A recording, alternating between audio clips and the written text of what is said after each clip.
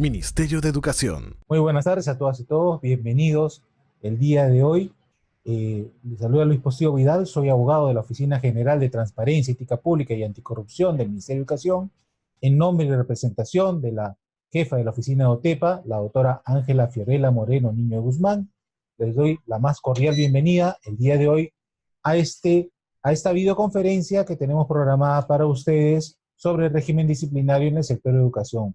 Puntualmente vamos a abordar la temática sobre los criterios para graduar las infracciones, las faltas y las sanciones en el marco del régimen disciplinario aplicable para el sector de educación. Bien, recordarles antes que todo de que va a haber dos momentos en los cuales vamos a poder intervenir directamente. El primero con la presentación de las diapositivas y el segundo en la solución de las consultas que nos pueden hacer vía chat. ¿Sí? Agradecerles también, no olvidar llenar la encuesta de satisfacción para poder conocer sus inquietudes y las posibilidades de mejora en cuanto a la temática que se pueda abordar en futuras ocasiones. También recordarles a ustedes de que estas videoconferencias siempre tienen como objeto poder ayudarlos en su labor, y por eso las invitaciones que se les cursa a ustedes como directores de UGEL, miembros de comisión de procesos, para que puedan empaparse un poco más de la temática que afrontan sobre el régimen disciplinario en la aplicación de las sanciones que puedan imponer en los procesos que ustedes conducen. Entonces, siempre recuerden, por favor, de que OTEPA está dispuesto para poder asistirlos, para poder apoyarlos en todo lo que necesitan. Y bien, para poder empezar con esta charla, voy a compartir con ustedes unas diapositivas relacionadas a la temática que vamos a abordar en este momento. ¿A quiénes está dirigido esta charla? Prácticamente a los titulares de la SUGEL y ADRE, porque finalmente son ellos quienes resuelven los procesos administrativos y disciplinarios, decidiendo finalmente si van a sancionar a una persona o la van a absolver. A los miembros titulares y suplentes de las comisiones permanentes y especiales de procesos administrativos y disciplinarios para docentes, porque ellos son los que fundamentan los informes, tanto preliminares como finales, en los procesos administrativos y disciplinarios para docentes. A los secretarios técnicos de las autoridades de proceso administrativo y disciplinario, conforme a la ley 30.057, porque ellos ayudan a la labor de los órganos instructores y sancionadores del proceso administrativo y disciplinario. A los abogados que apoyan tanto a las comisiones permanentes o especiales de procesos como a las secretarías técnicas en las GRE y UGEL, porque son ellos quienes redactan este tipo de informes y documentos legales. Asimismo, también a los abogados y personal de apoyo en las áreas de recursos humanos y las áreas de asesoría jurídica de las GRE y UGEL, porque muchas veces llegan los casos para consulta por parte de los titulares de las instancias. ¿Cuáles son los objetivos que tenemos para esta charla? Dos, fundamentalmente. Brindar los conocimientos relacionados a la razonabilidad y la proporcionalidad en la adecuación de las faltas que establecen las leyes, tanto la ley de reforma magisterial como la ley de servicio civil, y también las sanciones administrativas que se imponen a este tipo de faltas. Y también establecer criterios uniformes para la correcta graduación de las faltas y sanciones en los procesos administrativos disciplinarios. Esto es muy importante porque recuerden ustedes de que la graduación de las sanciones también es un tema que está viendo recientemente el Tribunal del Servicio Civil a efectos de poder valorar si es que confirma o no la sanción que están imponiendo. Bien, empecemos entonces por las faltas administrativas de la Ley de Reforma Magisterial. ¿Qué son faltas administrativas para la Ley de Reforma Magisterial? Básicamente, como lo define el artículo 77.1 del reglamento de la Ley de Reforma Magisterial, son las infracciones o incumplimiento a los deberes que establece a los docentes la misma Ley de Reforma Magisterial. Este incumplimiento puede ser por acción o por omisión, pero siempre está relacionado a los deberes que señala el artículo 40 de esta ley. Precisarles también que conforme a la gravedad de los hechos pueden establecerse distintos tipos de faltas. Faltas leves, faltas que no pueden ser consideradas leves, faltas graves o muy graves. Particularmente para las comisiones de proceso, tanto las permanentes como las especiales, ¿qué les importa? ¿Qué les interesa? Solamente lo que son las faltas graves y muy graves, que son materia de su competencia, los que están previstos en el artículo 48 y 49 de la Ley de Reforma Magisterial. Y recordar finalmente que toda falta administrativa, desde la más leve hasta la muy grave, conlleva una sanción imponible. ¿Sí? Siguiente, por favor. Ahora bien, en el marco de la Ley 30.057, la Ley de Servicio Civil, ¿qué es falta administrativa? Bien, la ley, el reglamento y la directiva no han establecido un criterio de qué es falta administrativa, a diferencia de, como lo hemos visto anteriormente, con el reglamento de la Ley de Reforma Magisterial. No la definen qué es falta administrativa. Simplemente se limita a señalar cuáles son las faltas que existen en el artículo 85 de la Ley 30.057 y en otras disposiciones dispersas, como el reglamento general de la Ley de Reforma Magisterial en el numeral 98.2, 98.3 y el artículo 100. También aclararles de que en la Ley de Servicio Civil se establece una graduación de las faltas y señalan que pueden ser faltas leves, graves o muy graves. Y también precisan lo que son las faltas por omisión. Lo define así como falta por omisión a la ausencia de una acción que el servidor o ex servidor civil tenía la obligación de realizar y que estaba en condiciones de hacerlo. Esto es, que debía hacer algo que podía hacer, pero que sin embargo no lo hizo. Ese hecho constituye una falta por omisión. Recuerden bien que esta definición que recoge el Reglamento General de la Ley de Servicio Civil no tipifica una falta por omisión. Lo único que hace es describir, informar, orientar lo que constituye una falta por omisión. ¿Sí? Ese es el propósito de la descripción normativa que hace el Reglamento General de la Ley de Servicio Civil. Siguiente, por favor. ¿Cómo se gradúan las faltas conforme a la Ley de Reforma Magisterial? Para graduar una falta, tenemos que recurrir siempre a lo que nos señala el artículo 78 del Reglamento de la Ley de Reforma Magisterial. En el artículo 78 vamos a ver criterios que nos sirven justamente para poder graduar una falta administrativa, que son las circunstancias en que se cometen, la forma en que se cometen, la concurrencia de varias faltas o infracciones, la participación de uno o más servidores, la gravedad del daño al interés público y o bien jurídico protegido. Siguiente, por favor. El perjuicio económico causado, el beneficio legalmente obtenido, la existencia o no de intencionalidad en la conducta del autor, la situación jerárquica del autor o autores. Estos criterios, si bien son concurrentes, tienen que estar presentes, no significa que todos y cada uno de ellos siempre engarcen en un supuesto o en cada caso concreto que uno examine en una comisión de procesos, ¿ok? Pueden haber algunos que están presentes, pero todos ellos se tienen que analizar para poder establecer la graduación de una falta administrativa. ¿Cuándo es que se aplican estos criterios? Desde siempre, desde el informe preliminar que hace la comisión permanente o especial, es que se toman en cuenta estos criterios para poder graduar justamente la gravedad de los hechos y determinar la posibilidad de falta administrativa que podría ser merecedor de una sanción, sea de cese temporal o de destitución del servicio. Siguiente.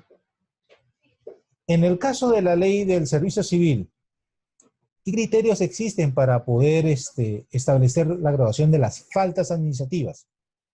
Nuevamente, en la Ley de Servicio Civil no está previsto ningún criterio para poder determinar esta graduación de faltas. Para eso tenemos que recurrir supletoriamente a lo que nos señala el principio de razonabilidad, que está contenido en el artículo 248 del texto único ordenado de la Ley 27.44 en su inciso 3, que nos señala básicamente que estos son los criterios que tenemos que tener en cuenta para graduar una falta administrativa. El beneficio ilícito resultante por la comisión de la infracción, la probabilidad de la detección de la infracción, la gravedad del daño al interés público y o bien jurídico protegido. Siguiente, por favor. El perjuicio económico causado, la reincidencia por la comisión de la misma infracción dentro del plazo de un año desde que quedó firme la resolución que sancionó la primera infracción. Las circunstancias de la comisión de la infracción y la existencia o no de intencionalidad en la conducta del infractor. Todos estos criterios son los que tenemos que examinar para poder evaluar si estamos frente a una falta leve, grave o muy grave en el marco de la ley del servicio civil. Siguiente, por favor. La oportunidad para graduación de las faltas. Tanto las faltas administrativas que están contenidas en la ley de reforma magisterial como las faltas disciplinarias de la ley del servicio civil son graduadas desde el primer momento en que se califican las mismas. Esto es, con los informes preliminares o de precalificación que emiten tanto las comisiones permanentes o especiales por un lado o la Secretaría Técnica de la Ley de Servicio Civil por el otro. ¿Por qué es importante graduar las presuntas faltas desde la existencia de estos informes preliminares o de precalificación? ¿Por qué es importante? Simplemente por el hecho de que ello es parte de un debido proceso. ¿Ok? Es necesario, desde que inicia un proceso disciplinario, saber qué tipo de falta es justamente la que se estaría investigando en el proceso disciplinario, porque las consecuencias son totalmente distintas. ¿Ok? No es lo mismo que califiquemos una falta como grave y a la vez como muy grave. Cuando hacemos ese tipo de imputación a la persona, lo que estamos haciendo es generarle indefensión, porque no sabe a ciencia cierta si lo que podría sancionársele, de dársele responsable, sería o un cese temporal o una destitución. Ese tipo de ambigüedad no está permitida dentro de lo que es un debido proceso. Por eso, siempre, desde el inicio, todo tiene que ser muy claro. ¿Cuáles son los deberes que habría infringido el servidor? ¿Cuál sería la falta que habría incurrido? ¿Y cuál sería la sanción aplicable de dársele responsable? Esos tres mínimos elementos siempre tienen que estar presentes en toda evaluación inicial, porque son justamente las reglas de juego con la cual nos vamos a desarrollar en todo el proceso administrativo disciplinario. Siguiente, por favor. Aquí les pongo un ejemplo de cómo vamos a graduar una falta en el marco de la ley de reforma magisterial. Y nos dice, el docente Bruce Banner, a propósito de los Avengers, no es un spoiler por cierto, fue denunciado por los padres de familia del Colegio X debido a que el día 25 de abril de 2019, durante el dictado del curso de matemáticas a los alumnos del cuarto año de educación secundaria, realizó apología de terrorismo al incentivar a los estudiantes a que sigan el ejemplo del camarada Gonzalo repartiendo propaganda comunista. ¿Ok? Tenemos acá un caso muy claro. El docente, en aula de clase, frente a sus alumnos, hizo apología de terrorismo e incentivó a que sigan el ejemplo de un líder terrorista. ¿Ok? ¿Cómo es que graduamos este hecho una vez que llega a una comisión de procesos? Vamos a ver. Sí. Analizamos lo que nos dice el artículo 78. ¿Cuáles son las circunstancias en que se cometen? Los hechos sucedieron el 25 de abril en el Colegio X, cuando el profesor Bruce Banner realizó apología de terrorismo a los alumnos de cuarto año de educación secundaria al repartir propaganda comunista e incentivarlos a seguir el ejemplo del camarada Gonzalo. Esas son las circunstancias en las cuales ocurrieron el hecho denunciado. ¿Cuál es la forma en la cual se comete? Los hechos sucedieron por la acción del docente Bruce Banner en realizar apología de terrorismo durante el dictado del curso de matemáticas. La acción, recuerden que las faltas pueden ser por acción o por omisión. En este ejemplo es por una acción, lo que él hace. Siguiente. La concurrencia de varias faltas o infracciones. En el presente caso no existe concurrencia de faltas o infracciones, ya que se trató de un solo hecho de la apología al terrorismo. Participación de uno más servidores. Solo participó Bruce Banner como autor del hecho. La gravedad del daño al interés público y o bien jurídico protegido. Existe un grave daño al interés público, toda vez que la doctrina subversiva no puede ser impartida en la aula de clases a mentes en estado de formación como la de los adolescentes, lo cual podría desatar consecuencias nefastas a la que es la paz social. ¿Ok? Ese sería el bien jurídico protegido. Siguiente, por favor. El perjuicio económico causado.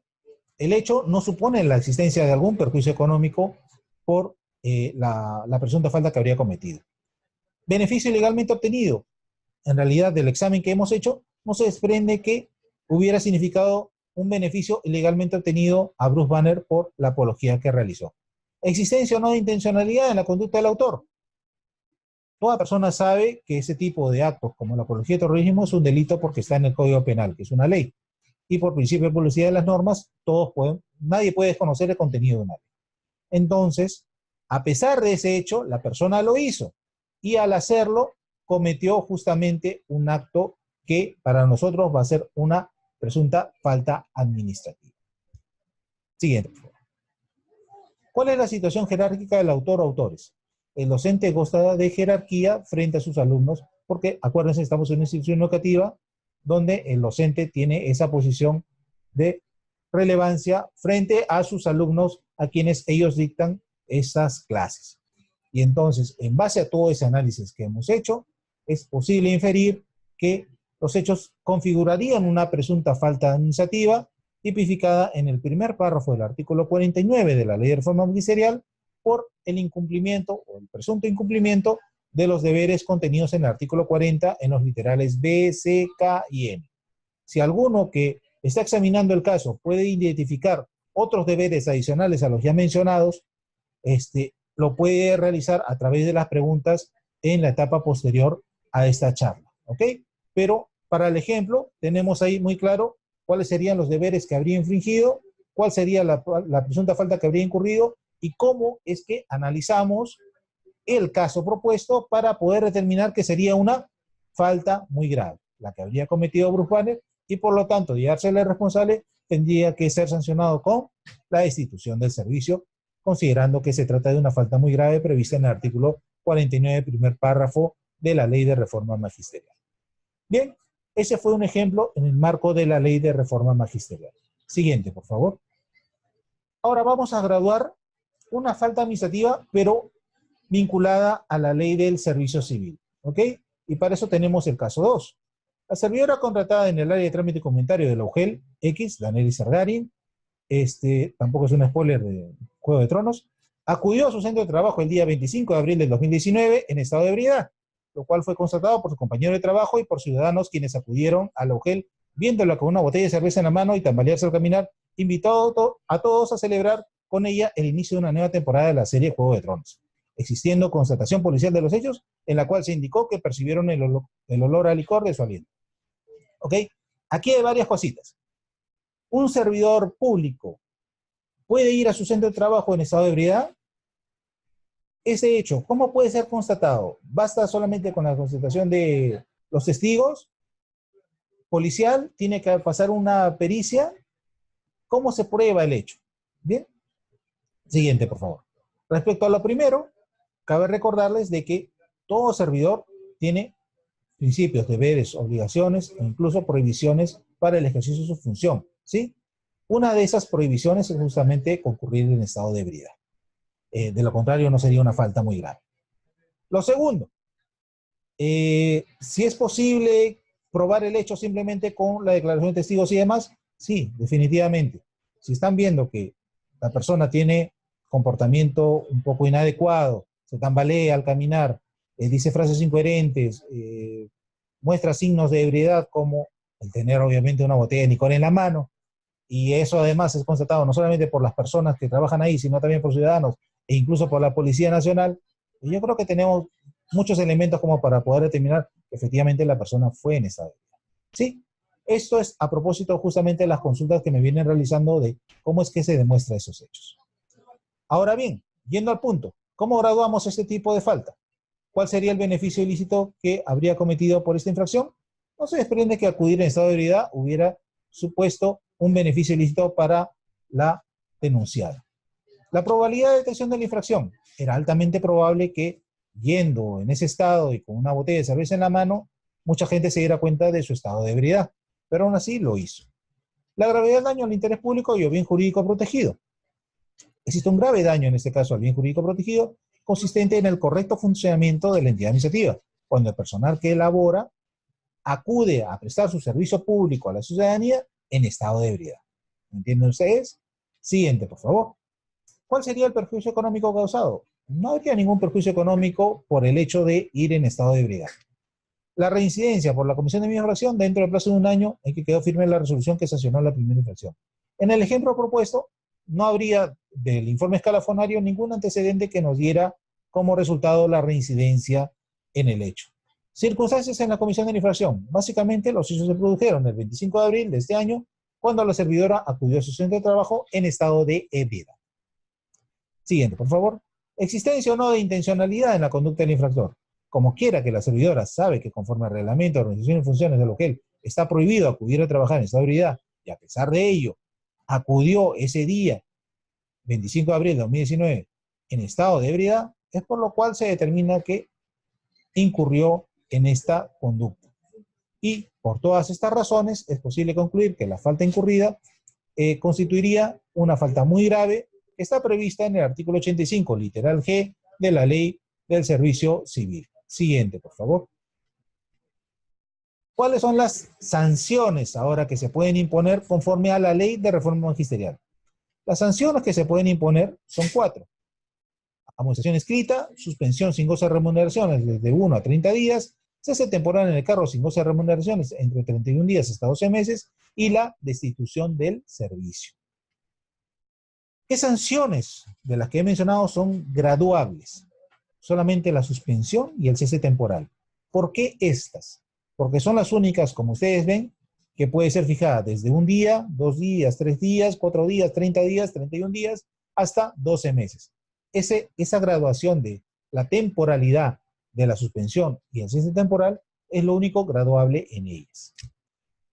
Siguiente, por favor.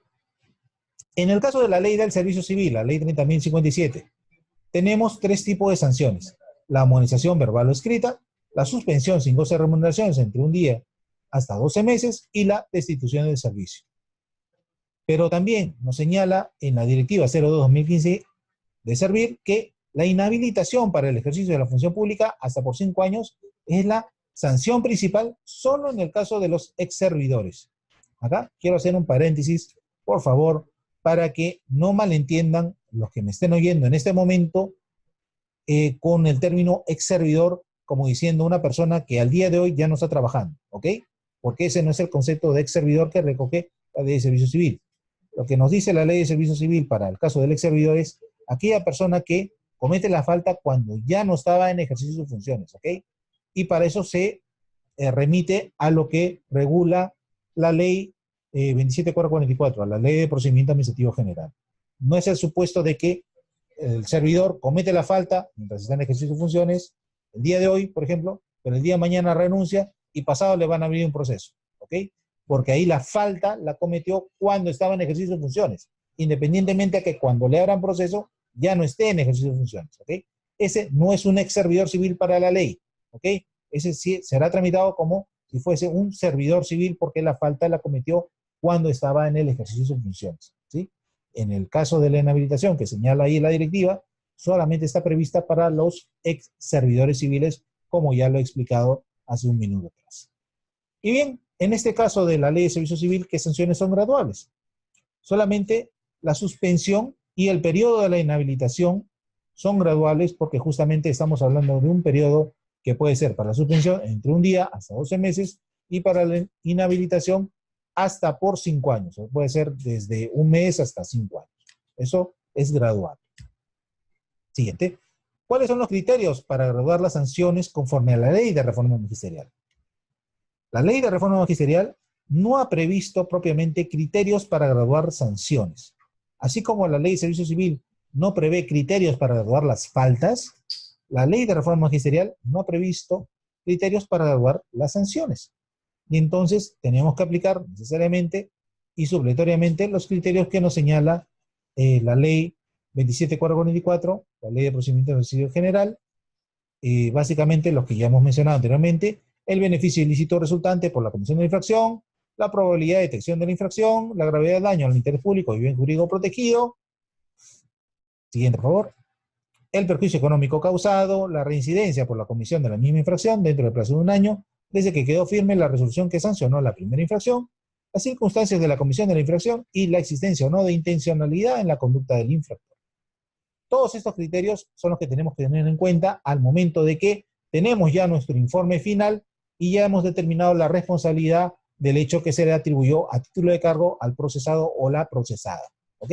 Es en ese momento cuando ya decimos, sí, la persona es responsable del hecho que le atribuí, que tenemos que establecer, oye, pero ¿y qué sanción le vamos a poner?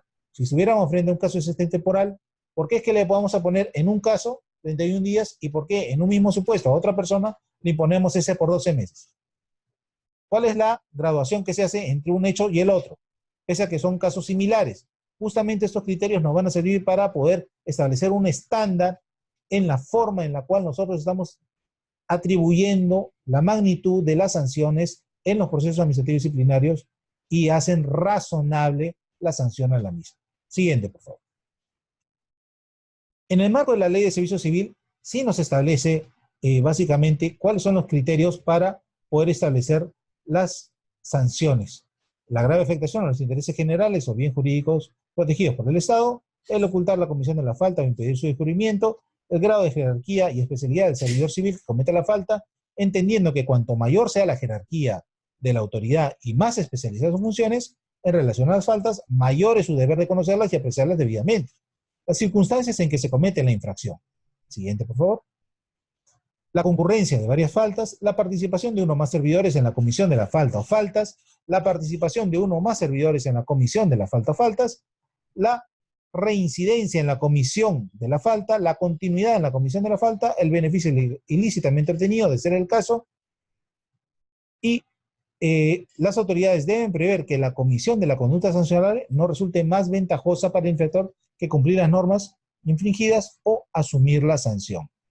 Eso también es muy relevante porque ha habido casos en los que, por ejemplo, un servidor de planillas de un UGEL comete desfalco y toma dinero de las planillas por 1 millón de soles para sí mismo, ¿no? Y es hallado responsable de los hechos. ¿Y cuál es la sanción que imponen? Suspensión por 30 días. ¿Es equiparable prácticamente desfalcar el Estado por 1 millón de soles con una suspensión por 30 días? ¿Cuánto es lo que gana un servidor público? Un planillero, un OGEL. No lo sé, 3.000, 5.000 soles, estoy exagerando quizás, 2.000, 1.000. Y ese mes que no trabaje y no percibe ese dinero, se equipara al millón desfalcado, como que no es razonable, ¿cierto? Pero ha habido casos así, donde justamente para el trabajador es mucho más beneficioso asumir la sanción inclusive que se le impone, que el hecho que estaría cometiendo, lo cual no debería ser así. Debe identificarse la relación entre los hechos y las faltas. Debe contemplarse los antecedentes del servidor.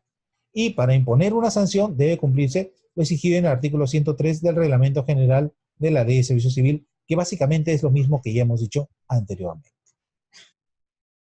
Esos son los criterios que tenemos que tener en cuenta para graduar las sanciones en el marco de la Ley del Servicio Civil.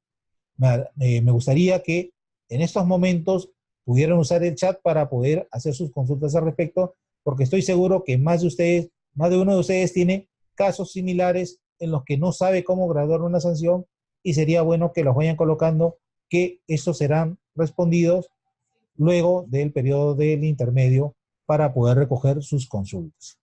Siguiente, por favor. Tenemos acá un ejemplo. El docente inasiste a su centro de trabajo en forma injustificada durante 5 días consecutivos, ¿ok? Se trata de una falta grave, prevista así por ley, en el artículo 48, literal E de la Ley de Reforma Magisterial. Para el caso concreto, la persona no es reincidente en el hecho, ¿ok? ¿Qué es lo que tenemos acá? Un abandono de cargo injustificado de un docente que no acudió a su centro de trabajo, no acudió al colegio durante 5 días consecutivos. Recordemos que en la Ley de Reforma Magisterial, más de 3 días consecutivos constituye una falta grave. Y esa falta grave ya está así establecida por ley. Entonces, ¿qué sanción sería imponible frente a una falta grave? Como lo dice el artículo 48, las faltas graves solamente son sancionables con cese temporal sin goce de remuneraciones, que puede ser graduado desde 31 días hasta 12 meses. ¿Sí? Esa es la sanción imponible ante un ejemplo como el que les propongo. Siguiente, por favor.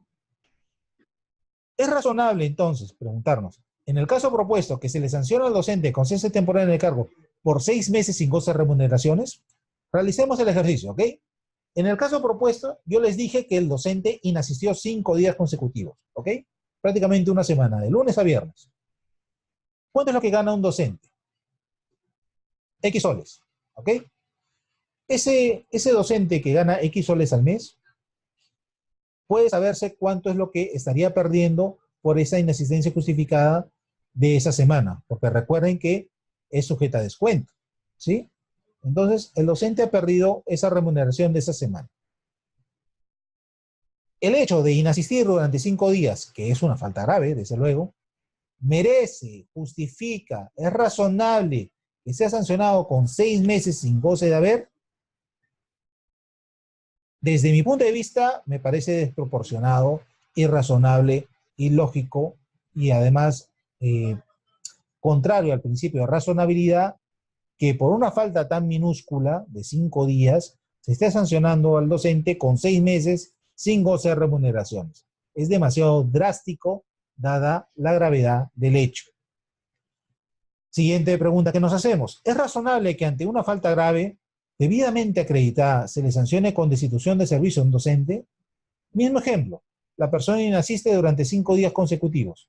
¿Es una falta grave? Sí, es una falta grave. No está justificada su inasistencia, pero no es reincidente. ¿Ok? Solamente ha cometido una falta grave.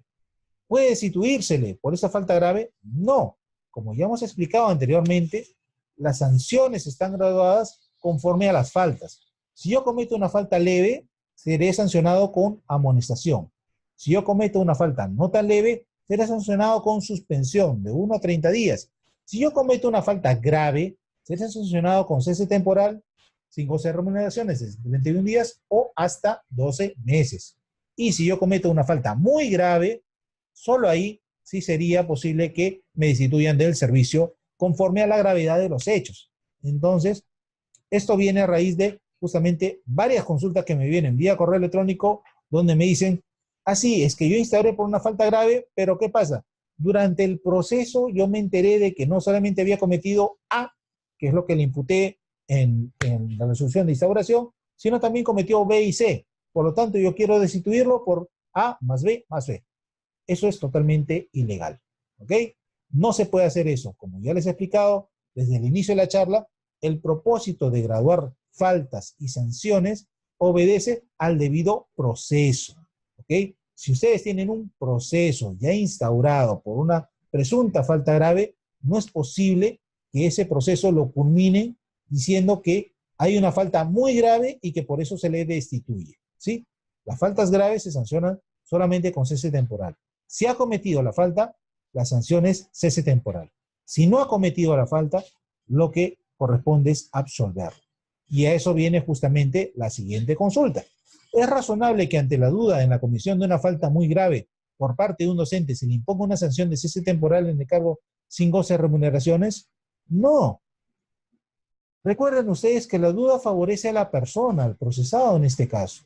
Por lo que, si la comisión tiene dudas en la comisión del hecho, no puede recomendar la sanción, deberá recomendar la solución.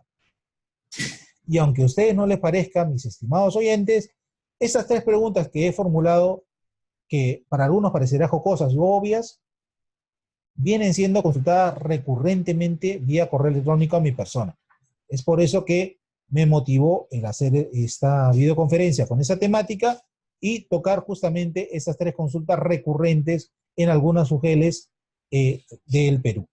Y entonces, espero haber aclarado con eso sus dudas respecto a cómo es que se gradúan y se imponen las sanciones en el marco de la Ley de Reforma Magisterial. Siguiente, por favor. Vamos a hacer un ejemplo de cómo graduamos una sanción por una falta grave. ¿Ok? Recuerden ustedes que yo les dije que las únicas sanciones graduables son la suspensión y el cese temporal en cuanto a la temporalidad de la misma. ¿Ok? Son las únicas sanciones graduables. En el caso 3 tenemos que al docente Bill Clinbarton se le sigue un proceso administrativo disciplinario por una presunta falta grave tipificada en el literal A del artículo 48 de la Ley de Reforma Magisterial, debido a que no habría respetado el derecho de su estudiante, iniciales NERB, de 15 años, a no sufrir maltratos, perteneciente ello a su derecho a la integridad personal, debido al trato humillante que realizó en el salón de clases del 4º año de secundaria en la institución educativa Z el día 22 de abril del 2019. Básicamente, este docente, Clinbarton, lo que hizo fue cometer un trato humillante en contra de una menor de edad en el aula de clases el día 22 de abril de este año. Siguiente, por favor. ¿Cómo determinamos la gravedad de la sanción a imponer? Si bien estaría acreditada la falta imputada, la misma es sancionable con el cese temporal sin goce de remuneraciones, que puede ser desde 31 días hasta 12 meses. Y para eso justamente vamos a utilizar los criterios que nos señala la Ley 27444, la la Ley de Procedimiento Administrativo General, y analizamos cuál sería el beneficio ilícito resultante por la comisión de la infracción. De los hechos del expediente, no identificamos que el hecho de maltratar a una menor hubiera significado un beneficio ilícito para el procesado. Siguiente, por favor. La probabilidad de detección de la infracción era altamente probable, dado que los hechos sucedieron en una aula de clases, que tanto la menor en su declaración como los testigos, sus demás compañeros de clase, pudieran ver y comprobar la infracción que habría cometido la persona. La gravedad del daño al interés público y el bien jurídico protegido. Existe un grave daño al bien jurídico protegido, cuál es la integridad personal, obviamente, de la menor de edad, y a no ser víctima de malos tratos en la escuela. Siguiente, por favor. ¿Cuál es el perjuicio económico causado? No se desprende que los hechos hubieran generado un perjuicio económico para la menor agraviada. La reincidencia por la comisión de la misma infracción dentro del plazo de un año. En este caso, no es reincidente. Vemos su legajo, su informe escalafonario, y la verdad es que no tiene ningún antecedente similar. Siguiente, por favor. Las circunstancias en la comisión de la infracción. La falta se cometió el día 22 de abril de este año en el salón de clases del cuarto año de secundaria del Colegio Z por el trato humillante que realizó el procesado contra la estudiante de iniciales NERB, de 15 años de edad. La existencia o no de intencionalidad en la conducta del infractor, como quiera que el docente sabía que era su deber respetar el derecho del estudiante, y uno de los derechos que posee la persona es a no ser víctima de maltrato, que forma parte justamente de su derecho fundamental a la integridad personal, y a pesar de eso, la humilló. Esto es que a pesar de saberlo, lo hizo, por lo cual se advierte la intencionalidad en su conducta. Siguiente, por favor.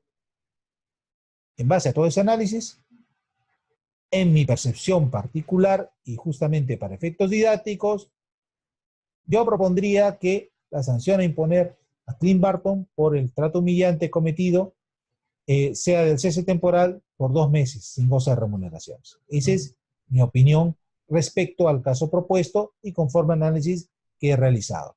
Seguramente que ustedes en sus casos, al ver, digamos, la forma en la cual cometen los hechos, la gravedad de los hechos y de cómo es que la menor o los menores son víctimas de esos actos de violencia, que no se trate de un hecho aislado, sino que sean múltiples hechos, múltiples días o durante años, pueden llevarles a conclusiones o análisis distintos en cuanto a el periodo de sanción a imponerles, ese temporal.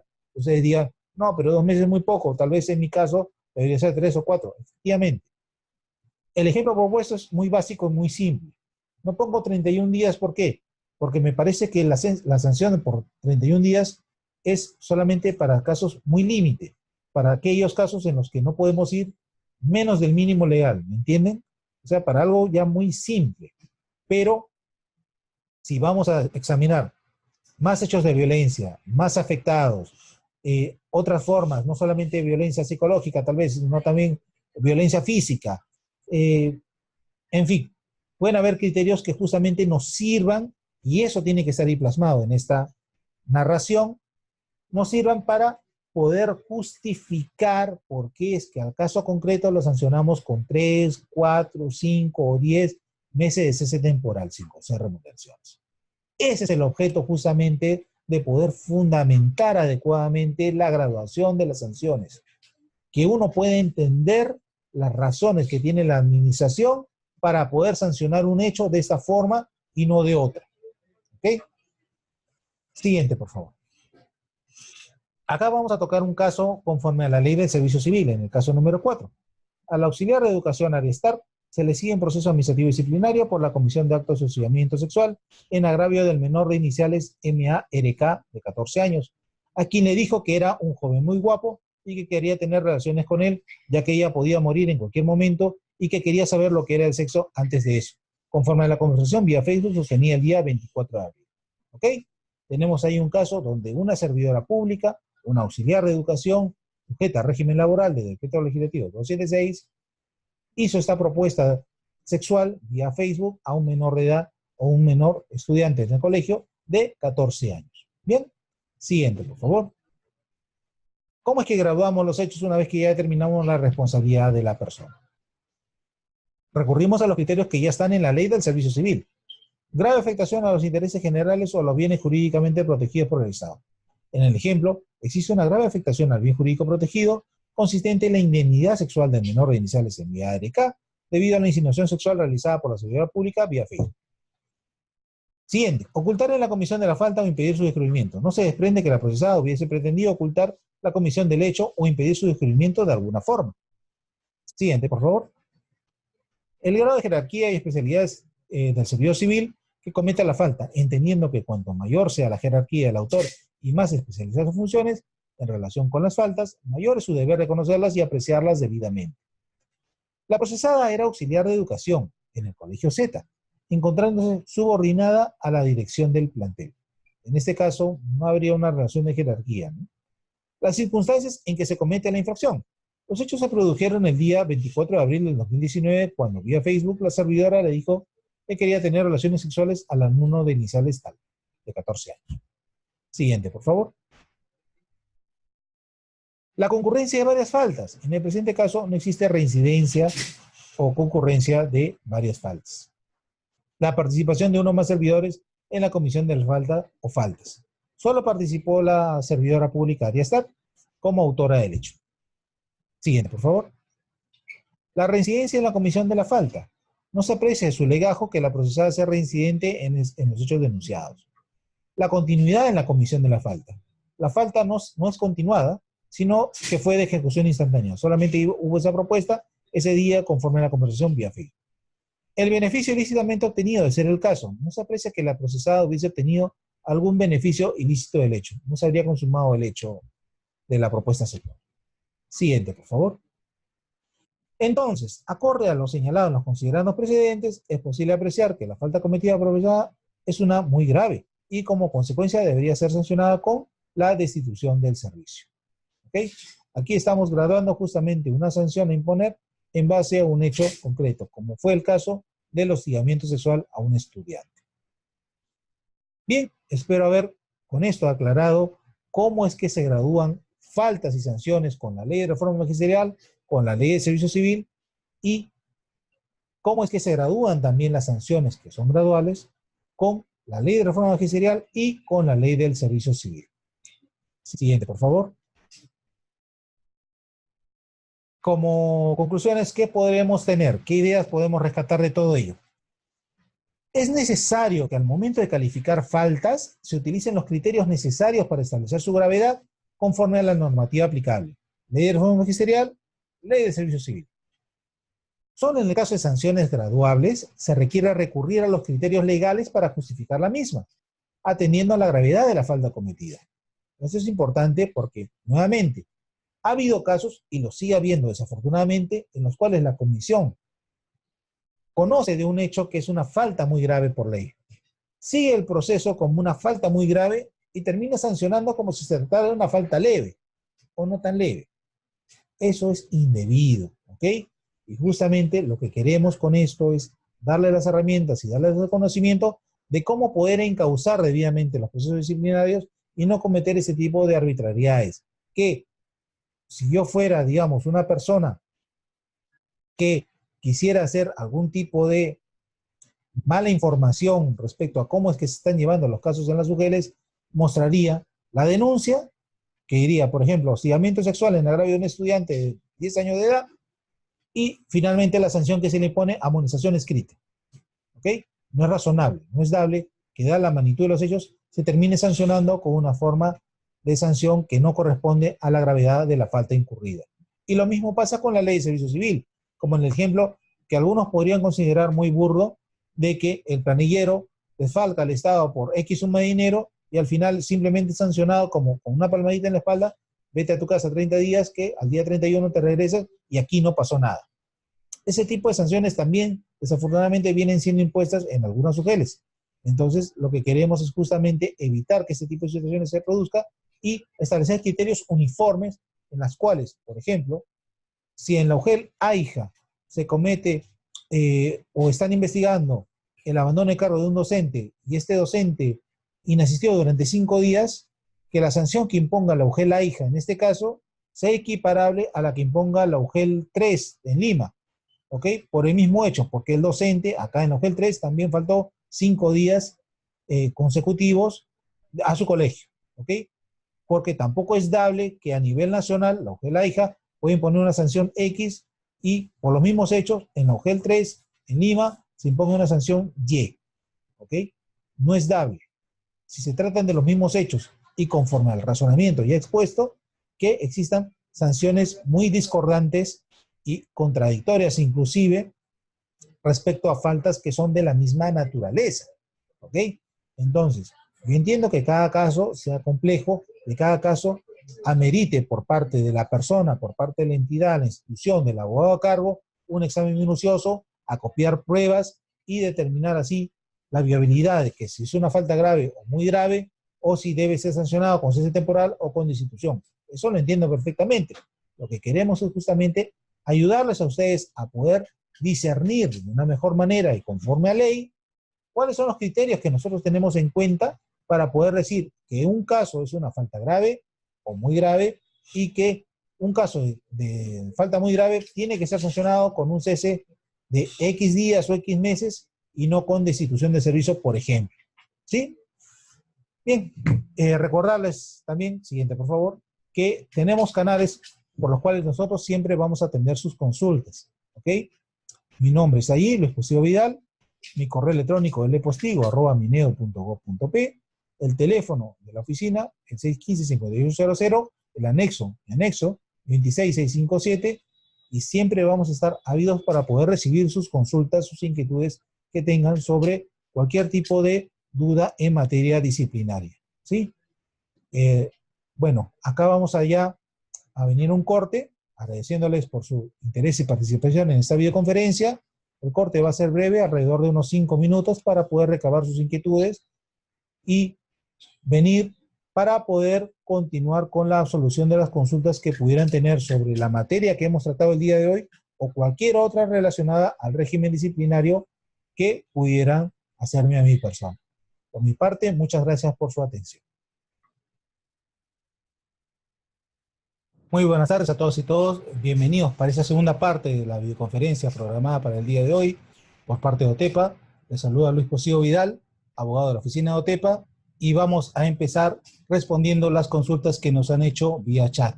Recordarles una vez más, por favor, no olviden llenar la encuesta de satisfacción que nos va a servir a nosotros como insumo para poder mejorar nuestras charlas en eventos futuros, y también puede servir a ustedes para poder enviarles información como las diapositivas usadas en la videoconferencia del día de hoy.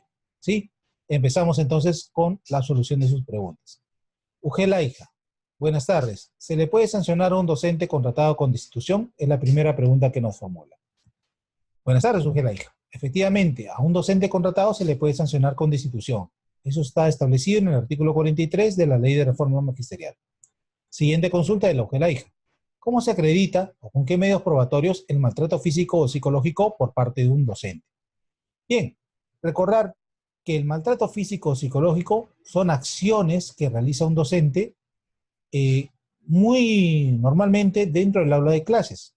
Entonces, las pruebas idóneas para demostrar ese maltrato físico y psicológico serán la declaración de las agraviadas o agraviados, así como la declaración de los testigos de los hechos, esto es, los demás compañeros de clase que pudieron ver desde el día de ocurrido los hechos, qué acción o qué tipo de palabras o qué golpes pudo cometer este docente contra los alumnos o alumnas de este salón.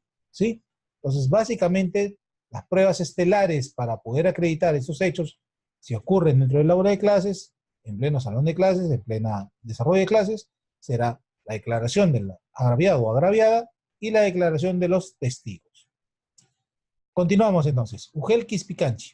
¿La Comisión de Procesos puede imponer sanción de amonestación escrita cuando no amerita cese temporal o se debe absolver? Bien. Recuerden, amigos, y lo dijimos así muy bien al momento de concluir la charla. Cuando uno establece en un proceso disciplinario que la persona sería responsable de la comisión de una falta grave, lo único que queda es demostrar si cometió esa falta grave y por ende debe ser sancionado con cese temporal, o si no cometió esa falta grave y por lo tanto se le debe absolver. No es posible que la comisión recomiende no sanciona. Acuérdense que la comisión es un órgano que hace la labor de instrucción, no es un órgano resolutor, no emite resoluciones, ¿ok? Quien emite resoluciones es el titular de la instancia, ¿sí? Así que no sanciona propiamente, sino recomienda al titular de la instancia si se debe sancionar o se debe absolver. Y si, para el caso concreto, no hay evidencia de la comisión de una falta grave, lo lógico sería que se le absuelva del cargo que le fue imputado, ¿ok? No que se le sancione con una sanción más benigna, porque eso es indebido. Eso no sería un debido proceso. UGEL Pasco. ¿Quién es el órgano instructor y sancionador respectivamente cuando la falta es cometida por el jefe de recursos humanos? Aquí paréntesis, me imagino que estamos hablando de los casos de la ley del servicio civil, ¿sí? Para quien no lo ha precisado, y para mis amigos de la Comisión de Procesos que no están muy familiarizados con el tema de la ley de servicio civil. Está claro, en la ley de servicio civil nos han establecido que las autoridades instructoras y sancionadoras serán distintas si se trata de faltas leves, faltas graves o muy graves. Pero en lo que se trata de faltas graves y muy graves, sí nos ha establecido de que va a participar, sea como órgano resolutor, en el caso de las faltas graves, o sea como órgano instructor, en el caso de las faltas muy graves, al jefe o responsable del área de recursos humanos o la que haga sus veces en la instancia correspondiente, en este caso de la UGEL Pasco. Bien, y nos dice, pero si, por ejemplo, no se tratara de una falta grave que comete el jefe de recursos humanos, ¿quién debe instruir y quién debe sancionar en este supuesto?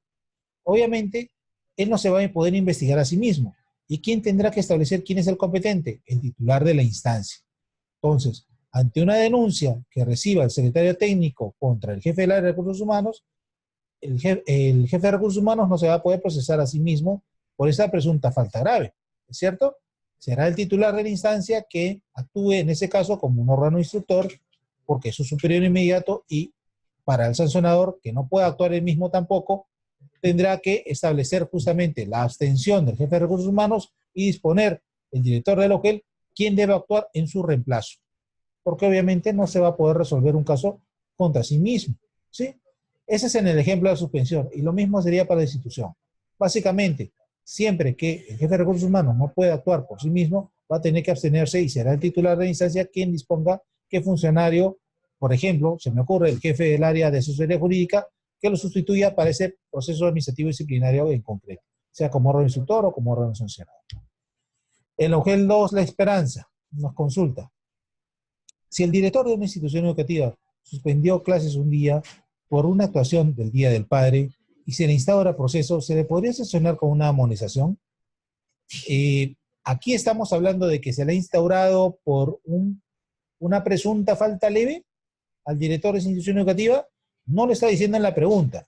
Yo no quisiera que se entienda de que la comisión ha recomendado la instauración de un proceso, porque la comisión solamente actúa en casos de presuntas faltas graves o muy graves, ¿ok? Si la comisión ha emitido algún tipo de decisión, perdón, si la comisión ha emitido algún tipo de opinión o recomendación para instaurar un proceso, no podría ser por una falta leve o no tan leve, porque no es de su competencia.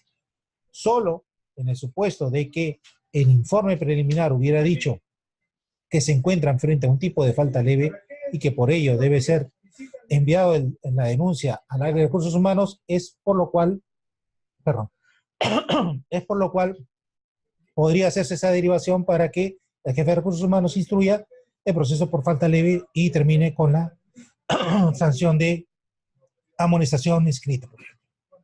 Ugel Quispicanchi. Antes de imponer destitución, el docente debe tener sanciones temporal. Aclararles ahí.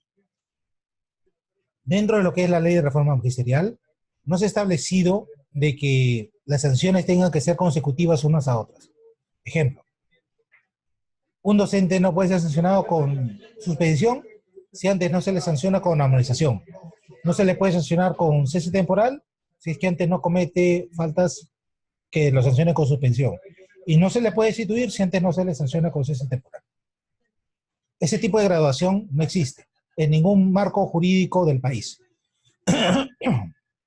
Lo que existe son faltas que ya estableció la ley como leves, no tan leves, graves o muy graves. Y en base a estas sanciones que son imponibles acorde a la magnitud de las faltas, ¿ok? Si yo soy un docente que, por ejemplo, viola a un menor de edad y tengo mi escalafón totalmente limpio, no significa que por ese hecho, muy grave, por cierto, me vaya a sancionar con amonestación porque nunca antes he sido suspendido ni he tenido un cese temporal o cosas semejantes. No, aunque sea mi primera falta, es una falta muy grave y como falta muy grave conlleva a la destitución del servicio. ¿Sí? En UGEL 2, La Esperanza, y se instaura proceso por falta grave, pero en su descargo se verifica que la falta solo era leve, se le puede sancionar con amonestación o suspensión. Vamos, es algo que ya habíamos concluido al momento de cerrar la charla, ¿no? En el momento de cerrar la presentación con las biopositivas. No es posible que un proceso que hemos instaurado por una falta grave lo culminemos diciendo, no, en realidad, pese a que sería responsable de los hechos, hay que sancionar con compensación o suspensión, no como una sanción de cese temporal. Eso no es posible, señores. Si hay responsabilidad de los hechos, se le sanciona con cese temporal. El mínimo es 31 días y el máximo es 12 meses. Es una falta grave y así es como la ley dispone que se debe sancionar las faltas graves. No puede ser posible, reitero, no puede ser posible que estemos recomendando sanciones más benignas que las que establece y preceptúa la ley. Porque si hacemos eso, discúlpenme el caso, van a ser denunciados penalmente porque ustedes están infringiendo lo que claramente está diciendo la ley, que es su proceder, que es su actuar. Y recuerden que como servidores públicos nosotros actuamos dentro de un margen de legalidad. La Comisión de Procesos tiene ese margen de legalidad. Está en el artículo 95 del reglamento de la ley de reforma ministerial. Ahí le dice cuáles son las funciones de la comisión. Y en ninguna van a ver que en el informe final puede recomendar al titular de la instancia que ponga una sanción menor que la mínima legal exigible para la gravedad de la falta. Eso es imposible, señores. Si es una falta grave, se sanciona con cese temporal, mínimo de 31 días, máximo de 12 meses, o se la absuelve. No es posible que se le sancione por una sanción menor, no prevista para las faltas graves. ¿Sí? Espero que con eso haya aclarado de una vez este tipo de dudas, por favor. UGEL Tacna, en el caso de prescripción por un año que empieza a correr desde que el jefe de recursos humanos toma conocimiento de los hechos, ¿cuáles son sus formalidades para que sea efectivo esa prescripción? No entiendo muy bien cuando en la UGEL Tacna nos preguntan formalidades. Ya lo dice la misma ley. El solo transcurso del tiempo genera la prescripción. Así de simple, no hay ninguna formalidad de por medio. Si ha pasado más de un año que tiene conocimiento del área de recursos humanos y no se ha hecho absolutamente nada, eso es, no se ha instaurado un proceso administrativo disciplinario, opera la prescripción justamente de esa potestad que tiene la administración pública para poder iniciar un proceso administrativo disciplinario, ¿ok? Y entonces, cuando prescribe esa posibilidad, es cuando ya se debe emitir esta resolución que declara la prescripción y se haga el deslinde de las responsabilidades que conlleve justamente el haber permitido que opere la prescripción en el caso concreto. No hay mayor formalidad de por medio, ¿ok? UGEL Quispicanchi. Para los casos de maltrato infantil, podemos acumular pruebas en el expediente, los obtenidos en el proceso judicial en contra de la docente y sustentar la sanción en esas pruebas. Vamos, recabar pruebas de un proceso judicial para incorporarlas a un procedimiento administrativo es perfectamente válido. Si son las únicas pruebas con las cuales van a determinar la responsabilidad de la persona, ahí estamos cometiendo un error, ¿ok? La administración pública es la administración pública. Nosotros, en una comisión de procesos, en una secretaría técnica, tenemos que investigar, tenemos que recabar medios probatorios. No solamente los que actúan en otra instancia, como es la judicial, sino también los que nosotros actuamos a nivel administrativo, ¿ok? Sea cualquier tipo de prueba. Un informe al director de colegio, por ejemplo. El informe escalafonario es otro tipo de prueba. La declaración que pueda brindar el menor, perfecto. Si no constituye revictimización del menor, desde luego. Declaración de testigos, que muchas veces no la practican en la fiscalía, pero nosotros sí, porque tenemos conocimiento de quiénes son los compañeros de clase y a quienes les podríamos preguntar. Para eso teníamos que tener conocimiento de cuáles son esos hechos que habrían incurrido el docente contra el menor o la menor. Y entonces poder delimitar qué tipo de pruebas podrían existir que nos podrían ayudar a corroborar la versión que nos da el menor o la menor, ¿sí? Pero siempre actuar pruebas. No es posible que simplemente cerremos el caso con lo que actúe el Poder Judicial, porque ya incluso existe pronunciamiento del Tribunal de Servicio Civil donde dice que ese tipo de traslado probatorio del ámbito judicial administrativo no sustituye el deber que tuvo la administración de poder realizar justamente esa actividad probatoria para sustentar el cargo que se le imputa a la persona, ¿ok? Y entonces, el no hacerlo genera una deficiencia en el procedimiento administrativo que generará subsecuentemente la nulidad de lo actuado y que la administración vuelva, perdón, realice por primera vez la investigación que el caso ameritaba. Esto es actuando sus propias pruebas sin perjuicio de las adicionadas del proceso judicial correspondiente, ¿sí? Ugel Castro Virreina. En un maltrato físico y psicológico, se puede sancionar con solo el informe psicológico del psicólogo, ya que en el informe arroja que sí hubo maltrato. Bien, no entiendo muy bien cómo un informe psicológico puede acreditar el maltrato físico. ¿Podrá tener evidencias el psicólogo de un maltrato psicológico? Desde luego, es un psicólogo y por lo tanto entendemos que como psicólogo conoce su materia y que si en un informe psicológico determina que ha habido una afectación psicológica en alguna persona, válidamente lo puede plasmar en el documento y decir, sí, había una afectación psicológica por ese motivo. Perfectamente válido. Pero que en ese mismo informe psicológico nos diga que hubo un maltrato físico, va a ser un poco difícil. Salvo que me diga, ¿no? Así que como médico que soy, he podido advertir una contusión en el rostro de 5 centímetros, una mancha morada, en fin, ¿no? O sea, algún tipo de apreciación que en realidad sería un poco ajena a su condición como psicólogo y más como un médico legista, ¿no? No sé si me dejo entender. Entonces, sería bueno que precisen en todo caso qué tipo de maltrato físico es que habría advertido en este informe psicológico este psicólogo, ¿no? Porque no debería ser así. Si vamos a aprobar un maltrato físico, recuerden ustedes que lo que estamos acá hablando es justamente de actos que importen un castigo físico al estudiante, que puede ser desde una simple palmada en la espalda fuerte, no sé, o algún tipo de contacto físico indebido, por cierto, de un docente es un alumno, que pueda significar justamente algún tipo de menoscabo a su integridad personal, ¿sí? Y ese tipo de maltrato físico tendría que ser normalmente en el ejercicio de sus funciones como docente. Y si estamos hablando de un ejercicio de funciones como docente, lo ideal sería pues que no solamente tengan la versión del menor que diga, ah, sí, el profesor me golpeó un cocacho, sino también la declaración de alguien más que pueda corroborar lo que el menor dice, ¿sí? Entonces, así es como podríamos acreditar la existencia de maltrato físico. Pero vamos, en su caso concreto, habría que examinar con pinzas cómo ese informe psicológico de ese psicólogo puede dar fe de la existencia de maltrato físico, ¿sí? En su caso concreto, que es el caso Virreina. Si gustan, me pueden enviar un correo a mi persona para poder darme mayor orientación del caso en concreto y los alcances que tiene este informe psicológico. Ugel Tacna. En el caso de docentes y administrativos que tienen concurrencia en la comisión de delitos, sin embargo, sus procesos son archivados, ¿podemos considerarlos al momento de la graduación de la falta o no podemos tomar en cuenta? ¿Cuál es el criterio para evaluar casos de maltrato psicológico? Eh, Básicamente lo que nos están preguntando es, ¿puedo tomar en consideración los casos que han sido archivados por comisión de delitos? Mm, Depende. Depende en realidad si es que en ese proceso judicial que terminó en el archivo se han actuado pruebas de cargo que no han servido a la administración para probar el delito, pero que sí nos servirían a nosotros como para acreditar una falta de iniciativa. ¿Ok? Por ejemplo, yo denuncio al docente por lesiones graves contra mi hijo. ¿Ok? Le practican la pericia psicológica o, perdón, el examen médico legista a mi hijo y determinan que hay un pequeño moretón en la parte, ¿no?, de arriba de su cabeza, un pequeño chichón, que sería como consecuencia de algún golpe parecido a un cocacho. ¿Ok? Entonces, ¿que eso puede hacer lesiones graves? No se penaliza, pero me parece que no, ¿verdad? No sería lesiones graves y por lo tanto, para poder judicial ese caso, esa denuncia, terminaría en el archivo porque no habría ese tipo de delitos.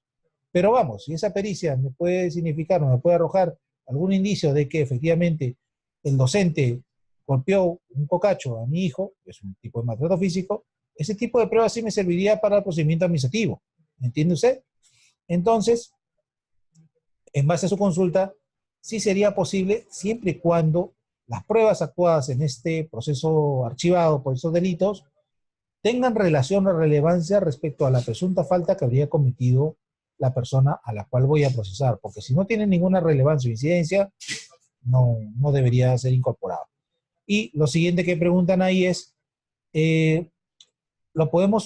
¿cuál es el criterio para evaluar casos de maltrato físico? Los criterios, como ya los he expuesto, son básicamente, uno, poder acreditar mediante la declaración del mismo menor o menores que han sido agraviados, cuáles serían los hechos concretos que habría cometido. El docente Luis Postigo me tiró un cocacho mientras estábamos en clase de matemáticas debido a que no respondí correctamente cuánto era 2 más 2. Muy bien, ya tenemos ahí de la descripción clara del hecho. Ahora vamos a tratar de acreditarlo con otro tipo de pruebas. Por ejemplo, ¿no? En la sesión de clase de Luis Postigo de ese día, tenía como sesión de aprendizaje de ese día saber matemáticas, por ejemplo, sí o no, ¿no? Y ya le preguntaremos al director, oye, la sesión de clase de Luis Postigo, o es un docente de matemáticas, en fin, infórmeme, señor director. Podemos actuar otro tipo de pruebas, claro. Podemos preguntarle a los compañeros de clase ese día, oye, ¿y tú viste que a tu compañero le hicieron algún tipo de pregunta relacionada a matemáticas y contestó bien o no? Y ¿viste si le pegó un cocacho al profesor Luis Postigo a tu compañero? En fin, pueden hacerse muchas pruebas para poder determinar el tipo de maltrato físico, incluso el maltrato psicológico, porque en el maltrato psicológico de lo que estamos hablando es básicamente de un trato humillante o no dado, o no dable por parte del docente hacia los menores estudiantes, ¿ok? Ese maltrato psicológico puede ser fácilmente advertido por la declaración que haga el menor o la menor agraviada. Por ejemplo, me toman la manifestación, yo soy un menor que ha sido maltratado psicológicamente y le digo al secretario técnico de la comisión, mira, ¿sabes qué? El día que me preguntaron cuánto era 2 más 2 y no supe responder bien, la profesora se burló de mí. Me dijo que yo era un burro, que yo no sabía nada, que era un inepto, que cómo es posible que a mi edad no sepa cuánto es 2 más 2, y me puso unas orejas de burro y me hizo parar enfrente de los salones repitiendo, ¿no? Soy un burro, soy un burro. Me hizo sentir muy mal eso, al punto que me quebré, no pude aguantar, lloré, y mis compañeros de clase se rieron de mí. ¿Yo necesito una pericia psicológica para demostrar que hubo un maltrato psicológico? No. De lo que yo estoy narrando como afectado, es claro que ha habido un trato humillante hacia mi persona, y eso es un maltrato psicológico. Por lo tanto, con mi declaración y al menos un testigo que corrobore lo que he dicho en este momento, tendría suficientemente los criterios como para poder determinar, en este caso, la comisión de una falta grave y la sanción correspondiente al docente que habría incurrido en el hecho. Siguiente consulta, Ugel Pasco. Un docente que ha cometido una falta tipificada en el artículo 48, literal A, habiendo cumplido su sanción, ¿puede retornar a la institución educativa donde cometió la falta? Desde luego. Un docente normalmente nombrado, desde luego, ha postulado para esa plaza y está trabajando para esa plaza. Entonces, la sanción es temporal, es decirle, no vayas a tu plaza X tiempo. Pero una vez que vence esa sanción, ese periodo de sanción, lógico es que regrese a su plaza de origen. A ver. Ugel Sucre. Quisiera, por favor, que delimite la diferencia entre la sanción que se ha de aplicar para un ex servidor o, en todo caso, cuándo es que se da esta figura, como lo pude explicar al inicio. Bien, recuerden que el caso del ex servidor está en el marco de la Ley de Servicio Civil. Para mis amigos de la Ley de Reforma Magisterial que se preguntan, ¿y ex servidores, inhabilitación o cosas semejantes? No se hagan tantas bolas. En la Ley de Reforma Magisterial no hay diferencia entre servidor o ex servidor. Exactamente esa sanción igual. La única diferencia viene para mis amigos de la Ley de Servicio Civil, los secretarios técnicos de la Ley de Servicio Civil, que tienen que graduar cuando comete una falta un ex servidor. Y bien, ¿quién es un ex servidor para el marco de la Ley de Servicio Civil? Un ex servidor es aquella persona que ya no tiene ningún vínculo con la entidad administrativa, ¿ok? Ya no tiene un vínculo con el Estado. Y pese a eso, pese a que ya no tiene un vínculo, comete una falta. La única falta que comete un ex servidor civil es cuando, si mal no recuerdo, lo señala así en la ley 2744, la ley de procedimiento administrativo general, cuando se involucra en conocer hechos que antes conocía con ocasión del ejercicio de funciones. El tipo de patrocinio indebido, ¿no? Yo soy un abogado trabajo en asesoría jurídica de un OGL X, ¿sí? Y en ese interín, en ese lapso en el que estoy trabajando en esa UGL X como abogado de asesoría jurídica, me llegan muchos casos. Uno de ellos ha sido, por ejemplo, el de una solicitud de una persona para acceder a una pensión, ¿sí? Y entonces, yo como abogado sé qué requisitos debe considerar la persona como para poder tener derecho a una pensión. Pero yo renuncio y al día siguiente que renuncio me presento ante esta persona, este solicitante, y le digo, oye, tú solicitabas una pensión en la UGL X, ¿no? Mira que yo te la puedo sacar. Y yo te hago el procedimiento, te hago la solicitud, te hago todo así para que te den tu pensión. Ese tipo de conocimiento que tuve del caso fue con ocasión del ejercicio de mis funciones. Es cierto que al momento en el cual cometo esa infidencia y me acerco a esa persona, a ese administrado, para aprovecharme de esa situación y tramitarle un procedimiento administrativo, ya no tengo un vínculo con la OGLX, sí, porque ya renuncié. Pero existe un impedimento legal para los ex servidores de poder hacer ese tipo de patrocinios por al menos un año. ¿Ok? Entonces, es justamente cuando yo incurro en faltas como ex servidor que me viene el tema de la inhabilitación como una sanción principal en el marco de la ley del servicio civil. No es aplicable, reitero, para el tema de docentes, porque a los docentes se les sanciona exactamente igual como a los docentes en actividad. Los ex docentes se les sanciona igual como a los docentes en actividad, ¿sí? Y esta es la peculiaridad que nos tiene la ley de servicio civil para el trámite de las faltas que cometen los ex servidores civiles. No es un ex servidor civil en el marco de la ley de servicio civil aquel servidor que al día de hoy, en ejercicio de sus funciones, con contrato vigente con la entidad, comete una falta. ¿Ok? El día de hoy, que estoy trabajando para el Estado, que me paga el Estado, que tengo un CAS vigente, que estoy acá con el Minedu, cometo una falta en el ejercicio de mis funciones y al día siguiente renuncio, ese no es un ex servidor civil para la ley, porque al momento de comisión de los hechos tenía vínculo con el Estado. ¿Ok? Entonces, el proceso disciplinario que se instaure esta persona, mañana más tarde, será tramitable conforme a las disposiciones de la Ley de Servicio Civil y se me sancionará conforme a las sanciones que establece la Ley de Servicio Civil como si se tratara de un servidor en actividad. ¿Por qué? Porque al momento de comisión de los hechos tenía la condición de servidor público. ¿Ok? Estaba en actividad. Eso es distinto del ex servidor que, como ya lo vengo mencionando tantas veces, comete la falta cuando ya no estaba en ejercicio de funciones, no estaba en actividad. ¿Ok? Y solamente aplicable para los casos de la ley del servicio civil. Espero que con eso haya aclarado su duda. UGEL 2 de mayo. Sugiero que en todo caso el Ministerio de Educación debería implementar como una tabla valorativa con referencias a las faltas para así poder tener los mismos criterios a nivel de UGELes. Sí, sería interesante, ¿no?, establecer ese tipo de tablero o guía, ¿no?, de cómo debía sancionarse, digamos, estas sanciones graduales, pero justamente el propósito y los criterios que señalan las leyes son para que las autoridades que los apliquen los utilicen al momento de sustentar sus decisiones. Y una vez sustentadas sus decisiones, saber nosotros como administración pública por qué es que la UGEL X sanciona un abandono de cargo de 5 días con cese temporal por 31 días y por qué en la UGEL Y de un abandono de cargo de un docente por 5 días lo sanciona con Z. Sería importante para nosotros poder conocer sus criterios si es que esos lo reflejaran en las resoluciones que emiten. Pero como no existe ese tipo de análisis, no podríamos hacer ese tipo de análisis. UGEL Ayabaca.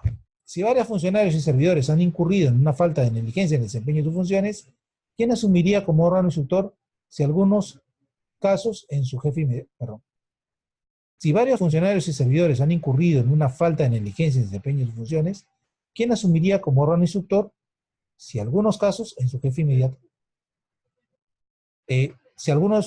Si en algunos casos es su jefe inmediato, supongo que quiere decir. O no es un jefe inmediato de los que están trabajando. Concurso de infracciones. Si tenemos un hecho que cometen X servidores al mismo tiempo y este X hecho constituye falta administrativa, primará por criterio de concurso de infractores, y actuará como órgano instructor aquel funcionario o servidor público que tenga la más alta jerarquía respecto a todos los que vienen en concurso. Pensemos en un colegio, por ejemplo. Un auxiliar, un servidor especialista, no sé, un profesional del OGEL, no sé. Todos cometen un mismo hecho, ¿ok? Todos cometen una misma falta, pero por la jerarquía de cada uno de ellos tiene un superior inmediato distinto. Y entonces, ¿qué nos dice la ley 27/44 en el tema de concursos infractores? No te hagas problema. Quien tenga el superior inmediato de más alta jerarquía entre los tres que estoy poniendo ejemplo, será quien actúe en todo el proceso disciplinario contra todos los servidores. Así de simple.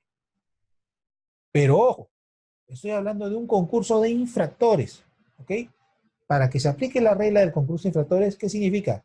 Que todos los servidores tienen que cometer el mismo hecho al mismo tiempo. Si se tratan de hechos distintos, si se tratan de hechos no de ejecución inmediata, no cometidos al mismo tiempo, no podríamos aplicar la regla que estoy mencionando. No habría un concurso de infractores, ¿ok? Y entonces tendrá que ser tramitado en forma independiente uno de otro.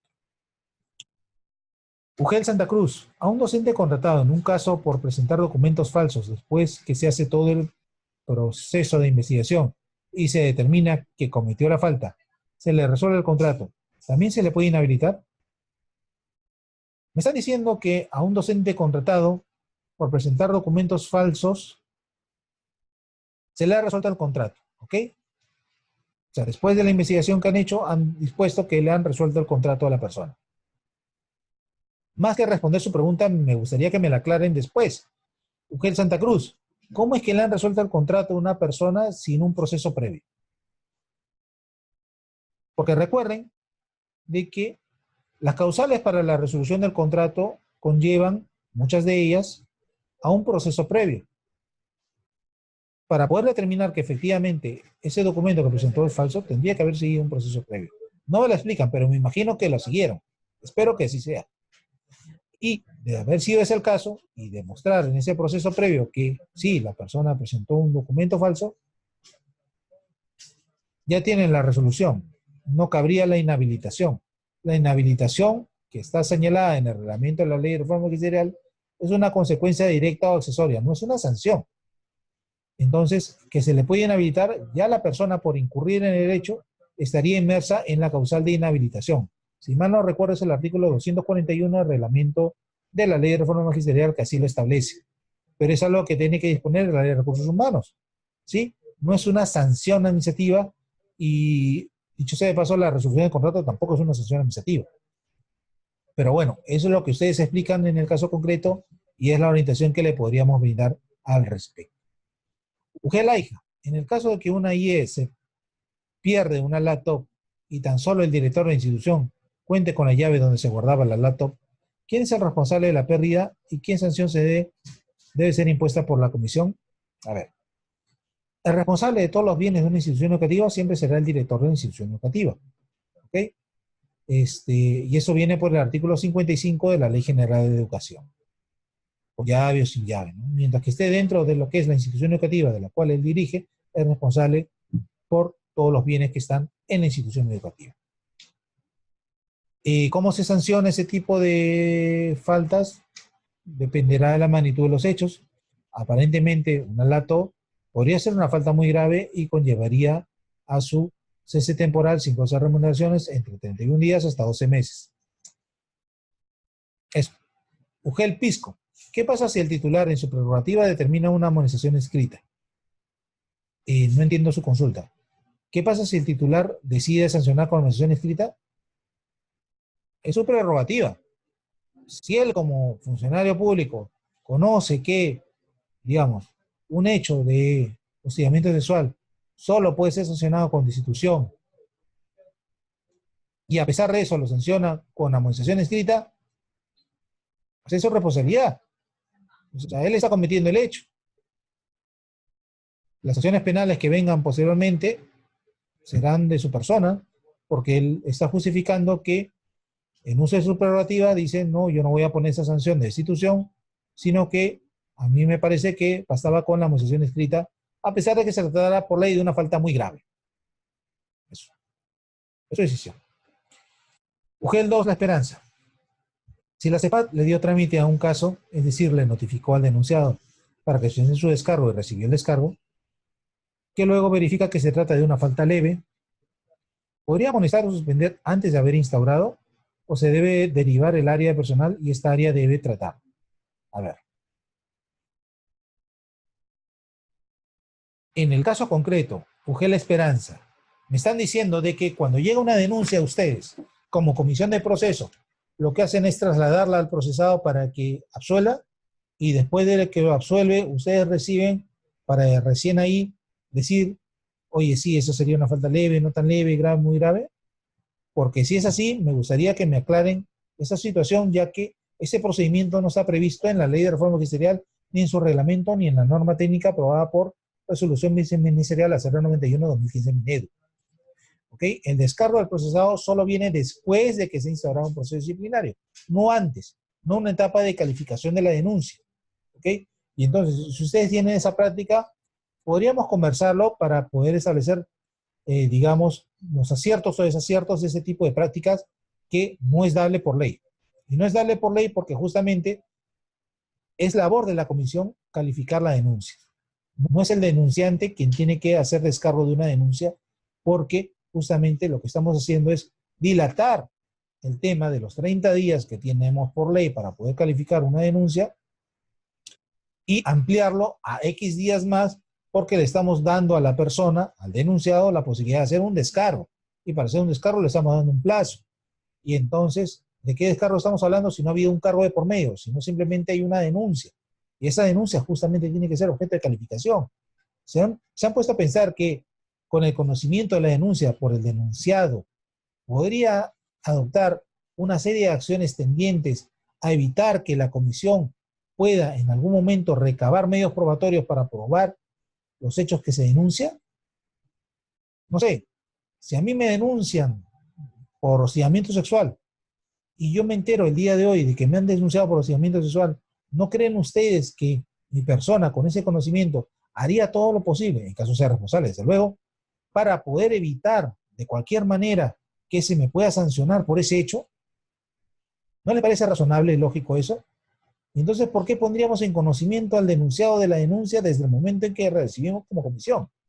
Lo ideal sería que la denuncia sea calificada, se investigue sumariamente, si hay indicios de lo que se dice, por ejemplo, en el caso propuesto, si Luis Postigo cometió el acto de hostigamiento sexual, y si hay indicios de los hechos, motivar, decirle al titular de la instancia, en este caso, oye, ¿sabe qué? Si habría mérito suficiente como para instaurar un proceso a Luis Postigo, pero esa instauración de proceso tenemos que asegurarle que tenga expedito su derecho de defensa. Y por eso, cuando se le notifique con el cargo correspondiente, tendrá un plazo legal para poder efectuar su descargo, ofrecer los medios probatorios que quiera, pedir una ampliación adicional, solicitar el uso de la palabra en informe oral, etc. Después de, no antes de, porque si lo hacemos antes de, lo que estamos haciendo es corrernos a riesgo de que se entorpezca la labor de instrucción que tiene que hacer la Comisión de Procesos Administrativos Disciplinarios en la calificación de esas denuncias y poder resolver adecuadamente los casos.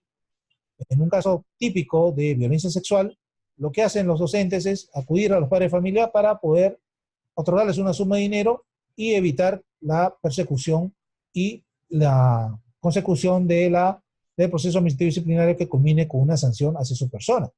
Entonces, vamos, que si esta denuncia viniera por un tercero y que solamente sea calificada por la comisión bajo la reserva del caso y solamente se instaure y tenga conocimiento del denunciado cuando exista formalmente una resolución que le instaura un proceso, y es ahí cuando tenga la condición de procesado y pueda ejercer su derecho de defensa, como que será mucho más fácil para la comisión poder tener en ese periodo de calificación de la denuncia la posibilidad de recabar, por ejemplo, la declaración de la madre, la declaración del menor, si lo viere, la declaración de alguno que otro testigo, y armar bien el caso. Después de, es mucho más difícil hacer ese tipo de labor. Así que si la vienen haciendo, les rogaría muy encarecidamente que no la sigan practicando. ¿Ok? Existe un procedimiento, como ya les he repetido, en la ley, el reglamento y en la norma técnica. Sigamos el procedimiento, ¿sí? No inventemos etapas como las que menciona en su consulta. UGEL Junín. En el caso que un auxiliar de educación cometa una falta grave, si bien es cierto que el órgano instructor sería el jefe inmediato superior, ¿quién sería el órgano sancionador? Eh, Vamos, es un auxiliar de educación, supongo que de un colegio, y comete una falta grave, ¿sí? El órgano instructor, por ley, es su jefe inmediato. ¿Quién será? El director del colegio. ¿Y quién debe ser el que sancione esta falta grave? Para suspensión, nos dice la ley que será el jefe del área de recursos humanos o el que haga sus veces en la UGEL. Ese será el órgano que termine sancionando ese tipo de faltas graves. A ver, UGEL Lamar. Las notificaciones realizadas de manera personal, pero no en el domicilio del procesado, estas se dan por saneadas de acuerdo al artículo 27.2 del tubo de la ley 2744, es decir, se tiene por bien notificadas por la realización de actuaciones procedimentales por parte de los procesados. Cuando dice notificaciones de manera no personal, me deja la duda de que la ha recibido la persona, algún familiar, hay una constatación del hecho, está dejando su DNI, su firma. ¿Qué quiere decir con notificación no personal? Vía correo electrónico, no es muy claro, así que no me atrevo a darle una respuesta a su pregunta hasta que no tenga una precisión más adecuada de a qué se refiere usted cuando menciona notificación no personal. Es de aplicación supletoria en el régimen disciplinario de la Ley de Reforma Magisterial, el artículo 94 de la Ley 30.057 sobre la previsión de 3 años ocurridos los hechos, o es de aplicación supletoria la Ley 27.94 de 4 años ocurridos los hechos. Ni la una ni la otra, maestro. Para la Ley de Reforma Magisterial existe un artículo 105.1 del reglamento de la Ley de Reforma Magisterial que nos establece el proceso de jurisdicción para el inicio de un proceso administrativo disciplinario. Y recuerda usted que la supletoriedad solamente está vinculada a aspectos que no están contemplados en la ley. Pero en este caso, como sí está contemplado un plazo legal de prescripción, conforme a la norma especial, lo que se aplica es la norma especial, no las normas generales. UGEL 4. Si tenemos expedientes administrativos donde no se ha podido tomar la administración del menor debido a que le ha mencionado a la madre de familia que solo vea ese tema en el Ministerio Público, mi pregunta es si podemos obtener la administración brindada en el Ministerio Público. ¿Podemos incorporar en el expediente administrativo dicha manifestación? Si tienen acceso al Ministerio Público a la declaración que hay en la Cámara GESEL de este menor, claro, la pueden incorporar, pero la repito, no pueden sancionar con solamente las pruebas que recaben del Ministerio Público y del Poder Judicial. La UGEL tiene que hacer sus propias pruebas y esas pruebas servirse o complementarse con aquellas que puedan recabar del Ministerio Público o del Poder Judicial. UGEL Payasca. Buenas tardes. En el caso que un trabajador CAS, en el caso de una coordinadora iniciativa GEC, comete una falta administrativa, una falta en actividad, perdón, y termina su contrato al año siguiente, postula al UGEL y ocupa el cargo de jefe de personal. En ese caso, ¿quién sería el jefe inmediato para la apertura del proceso administrativo en caso de suspensión? Me imagino, no soy muy seguro, que un docente o un coordinador GEC, su jefe inmediato es el jefe de recursos humanos. Si eso es así, la jefa de recursos humanos que conocería una denuncia contra sí misma tendría que abstenerse, ¿ok?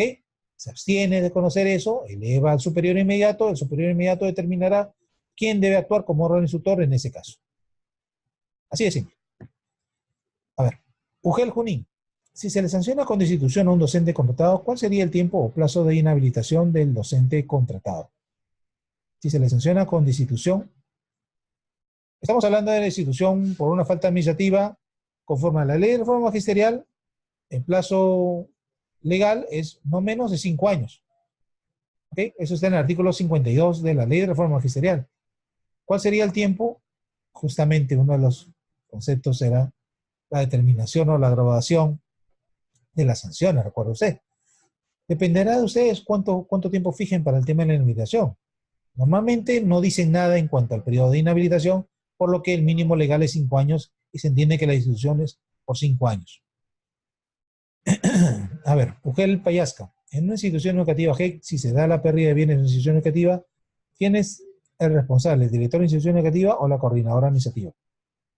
Todos los bienes de una institución educativa que pertenecen a la institución educativa, que están en el inventario de la institución educativa, son responsables única y exclusivamente el director de la institución educativa.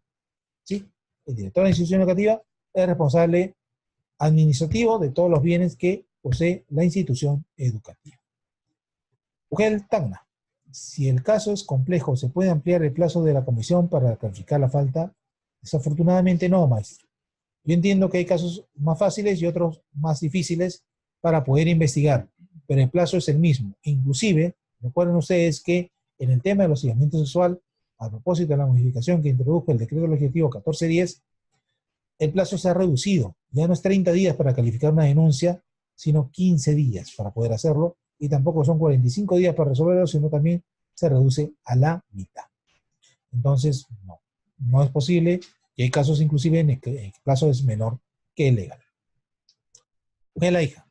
Si un personal administrativo de la 276 en el área de Escalafón solicitó permiso por salud desde el 18 de marzo hasta que prescriba el médico, es válido si el personal administrativo justifica con el CIR respectivo, implicaría proceso metido ya que solo solicitó hasta que prescriba el médico.